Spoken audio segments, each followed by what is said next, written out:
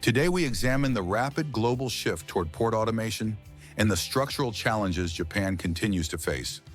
Labor shortages in the logistics industry, often referred to in Japan as the 2024 problem, are not limited to truck drivers.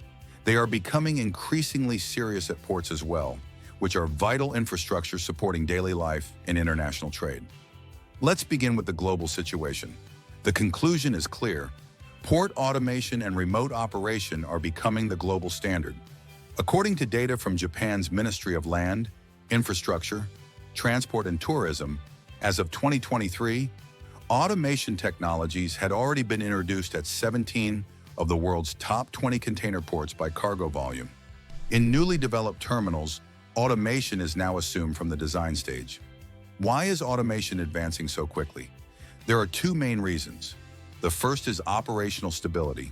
Automated cranes and handling equipment can operate 24 hours a day, year-round, without interruption. While their peak performance may sometimes fall short of highly skilled human operators, machines do not suffer from fatigue, staffing shortages, or shift gaps. For supply chain managers, stable and predictable productivity is a major advantage.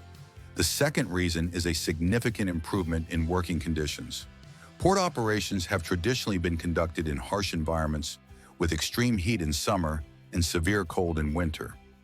Remote operation allows workers to control large cranes from air-conditioned offices using monitors and control systems. This shift expands the potential workforce.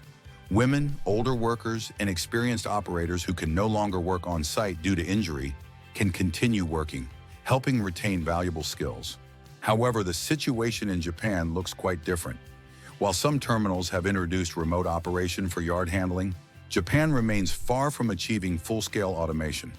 Compared with leading ports overseas, progress has been slow. Why has automation not advanced in Japan?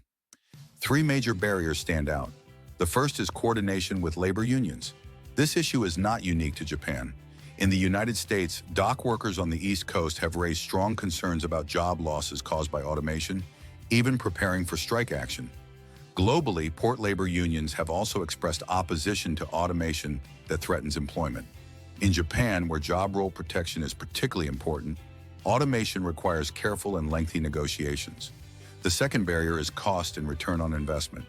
Rising inflation and the weak yen have increased the price of cargo handling equipment. At the same time, Japanese port workers are known for their high skill levels. As a result, heavy investment in automation does not always lead to dramatic productivity gains and may even reduce efficiency during transition periods. Cheaper equipment options can lower costs, but they raise concerns over cybersecurity and economic security, making simple cost-based decisions difficult. The third barrier is existing infrastructure. Japanese ports use a wide range of handling systems, such as rubber-tired gantry cranes and straddle carriers. Many subsidy programs are designed for specific systems, meaning automation may require fundamental changes to port layouts and equipment. So what comes next? In the short term, Japan is unlikely to move rapidly toward fully unmanned ports. However, with the working population steadily declining, maintaining the current system is not sustainable.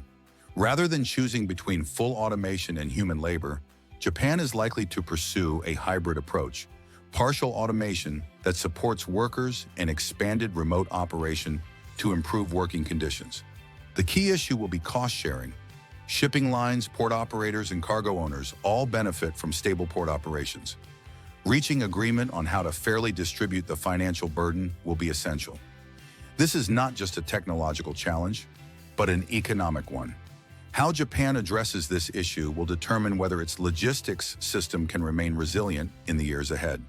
That's all for today. Thank you for listening.